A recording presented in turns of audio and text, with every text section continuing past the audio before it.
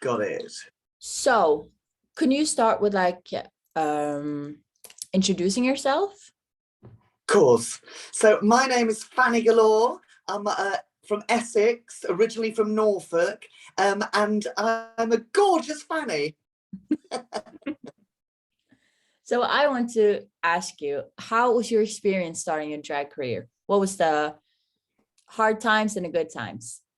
Okay, so I started doing drag maybe 10 years ago now. Originally, I was a professional dancer, and I just got into it by there used to be a stage newspaper where there would be adverts for like musicals and auditions and things, and I just went along to one of those, and it was a venue in London called the Globe Restaurant, and they wanted trained dancers and singers to put a troupe together.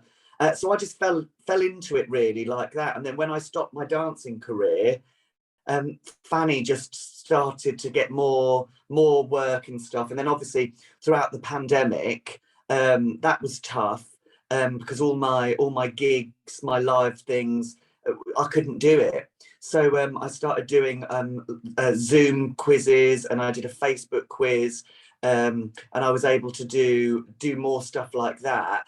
But it's really difficult because the sort of act that I am, I need to be, and get the emotion and the response instantly from the audience. But with Zoom, it's like those few seconds, so they're like, oh yeah. So that was difficult. And then obviously when you're allowed to go back into the world and do shows, and then obviously to get that uncertainty again, it's difficult. And if that's your main source of income, then it's tough. So it's been tough last couple of years, but lucky enough, hopefully, fingers crossed, Fanny's coming through. Yeah. And did you ever feel scared while starting a drag career that you would get judged, or that you'd lose some friends, something like that?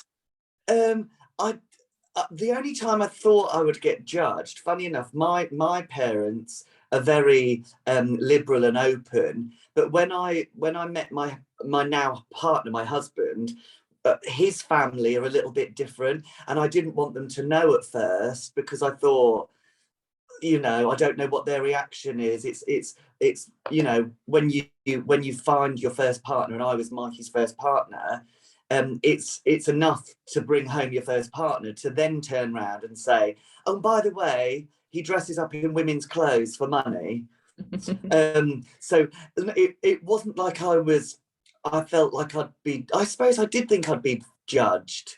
I thought, maybe it's better to go down the line of I'm an entertainer, and then when I felt comfortable. So I think that's what we didn't sort of burst out and say it. But then when I started doing more gigs, and they came to see me, I've never had any animosity where I felt ashamed or scared to go out. It's just a nervous excitement feeling, but I haven't ever had any bad instances from anyone, or a crowd or an audience. Oh, nice.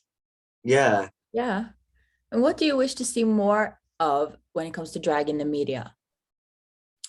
I think now it's becoming more, it's so popular, and the majority of my gigs, which I do, are women that are coming along. So it's not necessarily just there's a big, not an old drag queen in the north of England that's 80 years old and been doing the same stuff.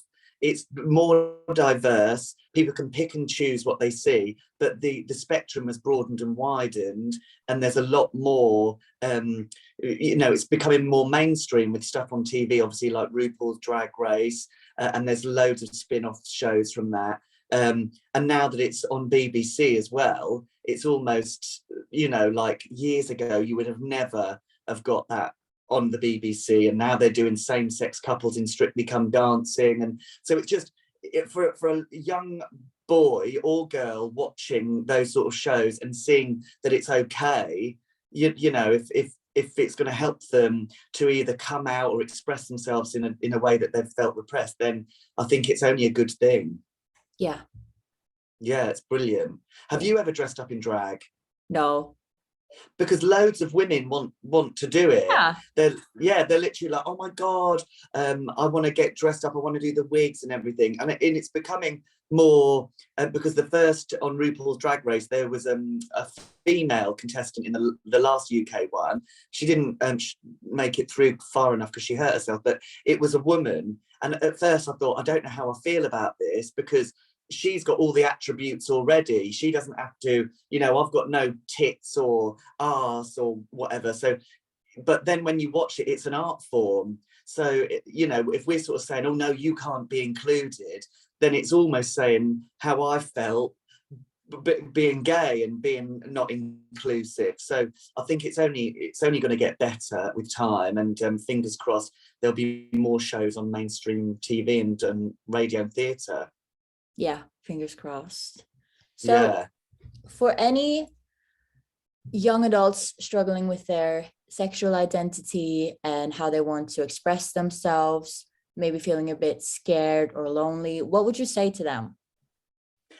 I would just say, always confide in someone. There's always something, even if it's a helpline or a chat line, or going on, you know, and chatting to someone and asking for help. Don't be scared. That first step, the initial step, is the scariest bit. But once you've done it, then it's almost like, oh, that wasn't bad. That wasn't hard at all. And also, like for like the allies as well.